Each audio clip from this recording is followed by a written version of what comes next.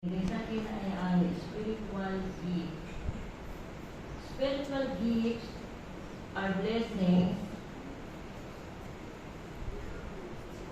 or abilities given by God to His children through the power of the Holy Ghost.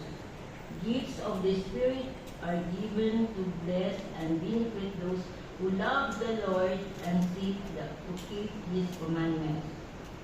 In Doctrine and Covenants, chapter 46, verse 9, For verily I say unto you, they are given for the benefit of those who love me and keep all my commandments.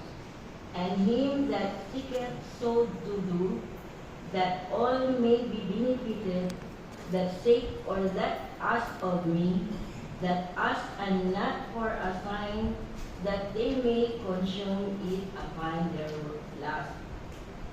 Each faithful member of the church has at least one spiritual gift, and the Lord encourages His children to seek earnestly and the best gifts, always remembering for what they are given.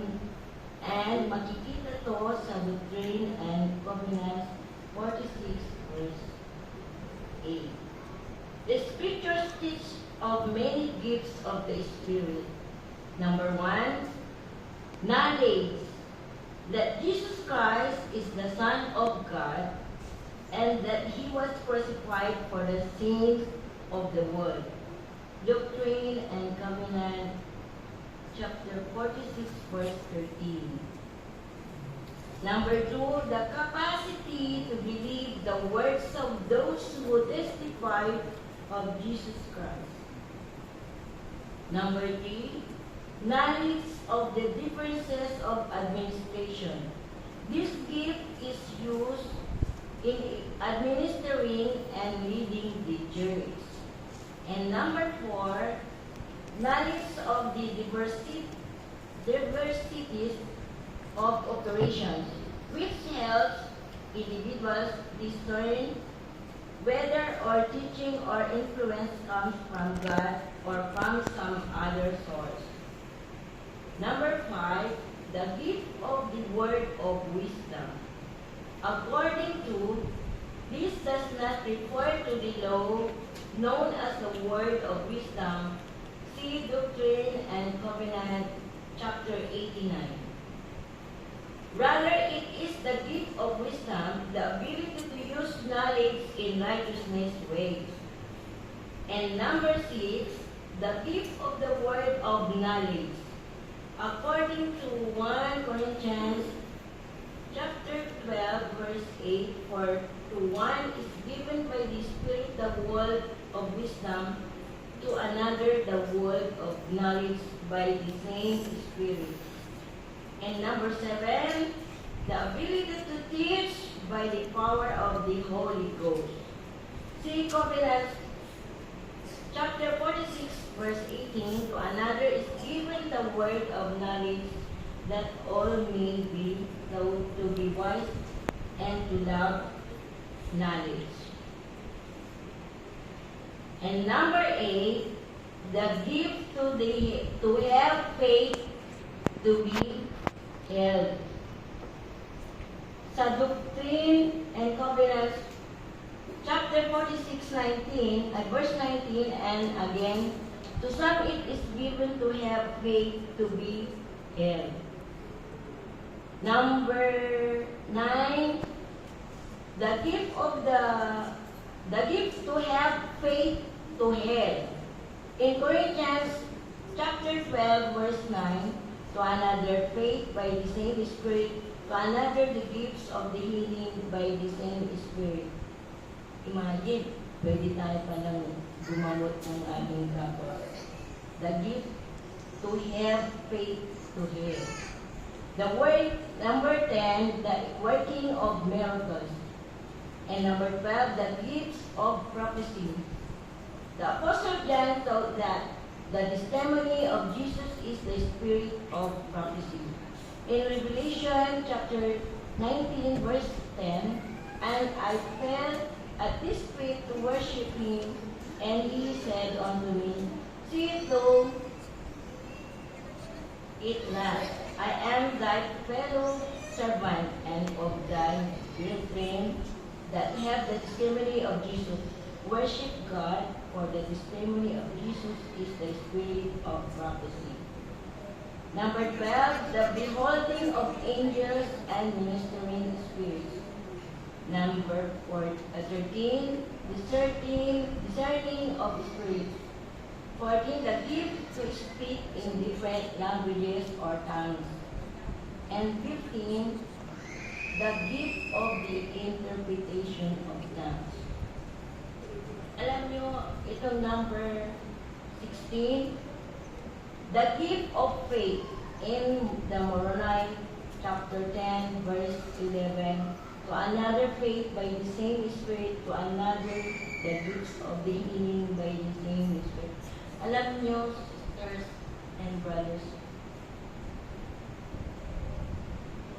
itong faith, sinubok ko po ito sa sarili ko po. During way back 8 years old or maybe 9 years old, si Mark, yung pangalan kong anak, hinamon ko ang sarili ko, even my mother, even my son. Ang sabi ko sa kanya, palagi kitang itrain kung saan natin binibili lahat ng ititinda natin sa store. Because before, I have a small store before. Ngayon, ang sabi ko, kaya mo nang bilhin lahat ng mga ito, marunong ka nang bumasa, di ba? Sabi ko sa kanya. O bumasa, sabi niya. Ngayon, o sige na, mag-bis ka na kasi 9 o'clock, Lukaw, Sisal, warehouse, will be open. Bubuksan na yon. Alam mo na ang left and right pagdating sa daan. Alam mo na ang mag-pass by sa kabilang linya. Sabi ko, opo.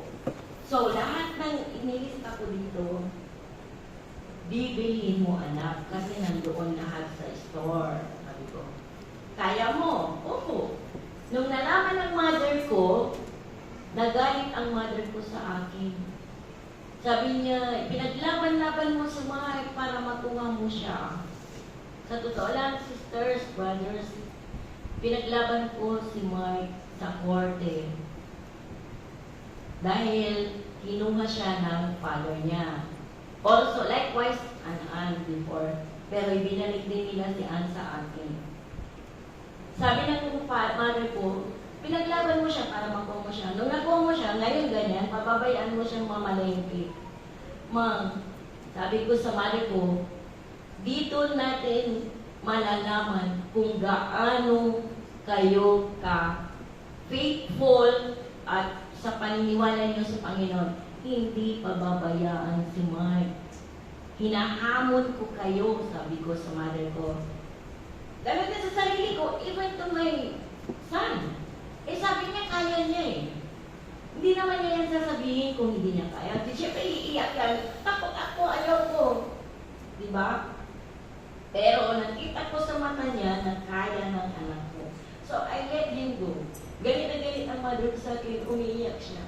Nandun siya palagi sa tabi ng kalsada. Hinahintay niya si Mike kung darating o hindi.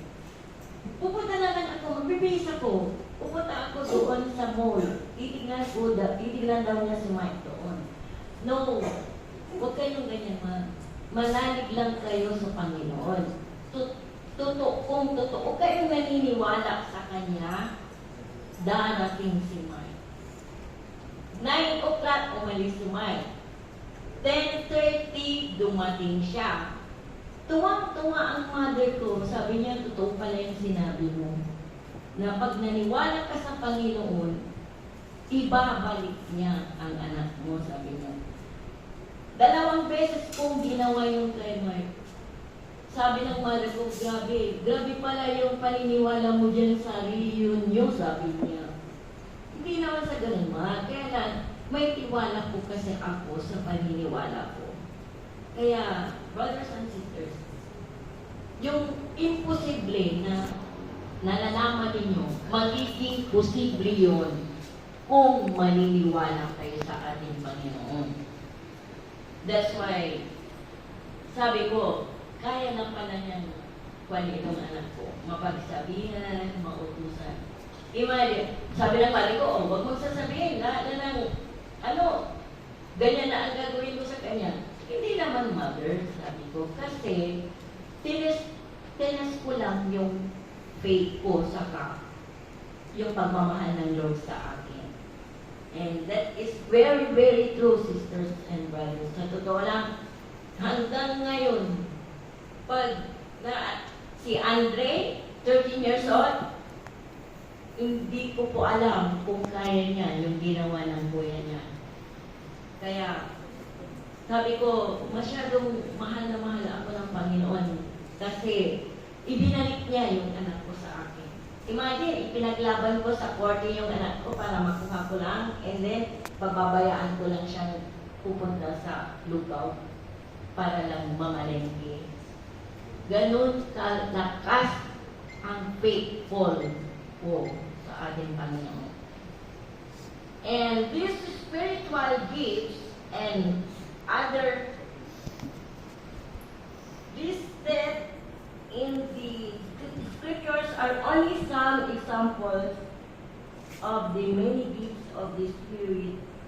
The Lord blesses His children in many ways, according to their faithfulness and their needs, and the needs of those we serve.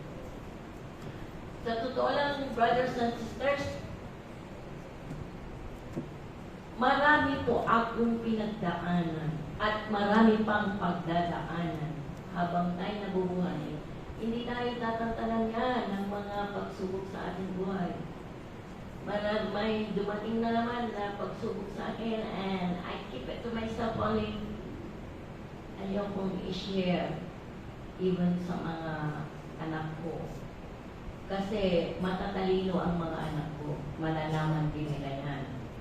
Ayaw kong ako mismo yung magsasabi sa kanila.